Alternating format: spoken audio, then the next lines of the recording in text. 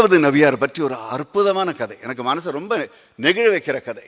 எல்லாம் கொடுக்கப்பட்டது, எதை கொண்டு வர போறோம், எதை கொண்டு போக போறோம், அதை எப்படி அவர் பிராக்டிக்கலா பண்ணார்னா, ஒவ்வொரு நாளும் நபி நாயகத்தின் வீட்டிலே ஒரு காசு கூட மிச்சம் வைக்க கூடாது. இன்றைக்கு இது சம்பாதிக்கப்பட்டால் இன்றைக்கே இது கொடுக்கப்பட வேண்டும், செலவழிக்கப்பட வேண்டும்.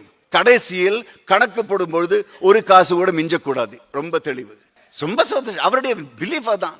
அல்லாஹ் கொடுக்கிறான், ஆண்டவன் கொடுத்துருக்கான் எல்லாருக்கும். நான் தக்க வச்சுக்கிறதுக்கு நான் என்ன சேவிங்ஸ் பேங்க். ஆனால் ஒரு நாள் அவருக்கு உடல் கொஞ்சம் சுகம் இல்லாம போச்சுங்க. அப்புறம் 2-3 நாளைக்கு அப்புறம் கடுமையான ஜுரம் வந்துருச்சு. அம்மாக்கு வீட்டில் கவலை, அவங்களுக்கு சம்சாரத்துக்கு. அவங்க சொல்றாங்க, இவர் எல்லாத்தையும் கொடுத்துடுறாரு, நாளைக்கு மருந்து மாத்திரை ஏதாவது வாங்கணும்னா வீட்டில் ஒன்றும் இல்லை, அதனால கொஞ்சம் காசு எடுத்து உள்ள வச்சுட்டாங்க. அன்னைக்கு ராத்திரி நபிநாயகத்திற்கு தூக்கமே வரவில்லை. இதெல்லாம் தான் பெரிய ஆத்மான்னு சொல்றது. விஷயங்களை பார்க்கனாலும் உணர்ந்து கொண்டு உடல் செயல்படும் அந்த விதம், சென்சிட்டிவிட்டி. என்னங்க நீங்க தூங்கல, தூக்கம் வரலையே, ஏதோ தவறு இருக்கு. என்னங்க தவறு, உங்க உடம்பு சரியில்லாதான்.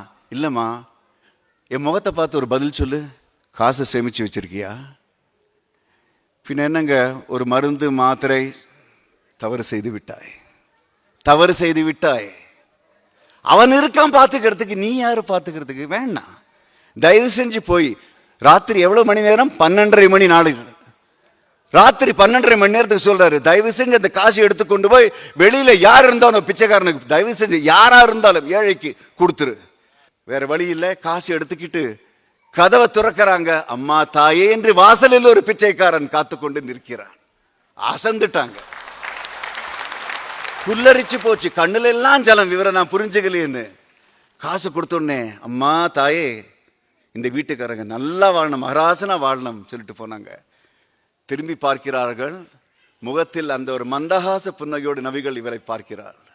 பெறுவதற்கு என்று ஒருவன் காத்திருந்தால் கொடுப்பதற்கு அவன் எப்பொழுதுமே தயாராக இருப்பான், நீ கவலைப்படாத.